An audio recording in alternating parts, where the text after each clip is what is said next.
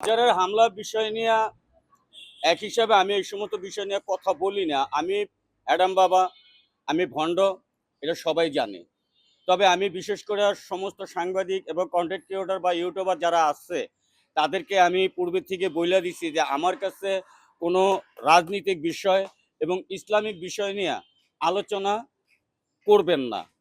Islamic বিষয় নিয়ে যদি কোনো আপনাদের কিছু জানার থাকে, এই দেশে ভালো ভালো ইমাম সাহেব আছে, মাওলানার সাহেব আছে, মুয়াজ্জিন সাহেব আছে, তাদের কাছে যাবেন। তারা ইসলাম সম্বন্ধে আপনাদেরকে ভালো মতো বুঝিয়ে দিবে। রাজনৈতিক সম্বন্ধে যদি কিছু জানতে চান, এই দেশে ভালো ভালো রাজনীতিবিদ আছে, তাদের কাছে যাবেন, তারা রাজনীতি সম্বন্ধে বুঝিয়ে দিবে। তবে ইদানিং যে মাজারে যে হামলাগুলো হইতেছে, এটা নিয়ে আমাদের আলোচনা বা সমালোচনা করা আমার পক্ষে কোনো বিষয় না। কারণ এটা দেখার জন্য এই দেশের সচেতন নাগরিকা অবশ্যই সোচ্চার আছে এবং আইন শৃঙ্খলা বাহিনীও সোচ্চার আছে। যেহেতু আমাদের অত্র এলাকার গণ্যমান্য ব্যক্তিবর্গ যারা আছে, তারা সর্বসময় দরবারের প্রতি নজর রাখেন এবং ভালো মন্দ কখন কোথায় কি হয় সেটাও তারা পর্যবেক্ষণ করেন। তবে হাতে চাউলের ভিতরে মরা চাল থাকে, এটা স্বাভাবিক। 10টা ভালো লোক থাকলে ওইখানে দুই একটা খারাপ লোকেরও অনুপ্রবেশ হয়।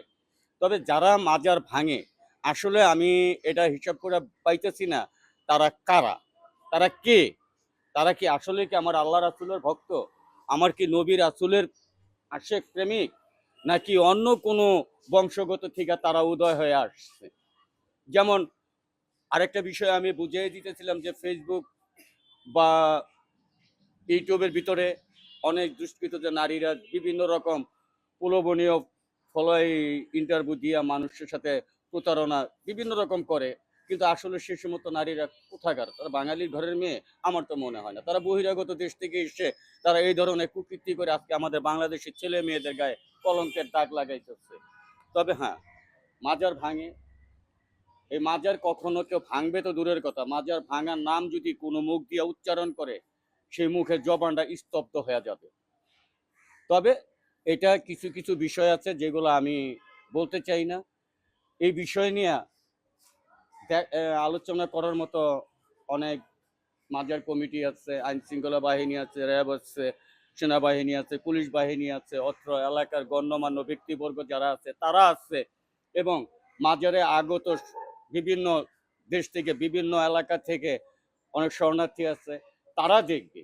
তবে আমি আপনাদের কাছে একটা অনুরোধ করব, আপনারা মিডিয়া জগৎ এমনই একটা জগৎ বা একটা শক্তিশালী জগৎ, একটা শান্তিও উদয় করতে পারে, আবার বিশৃঙ্খলারও সৃষ্টি করতে পারে।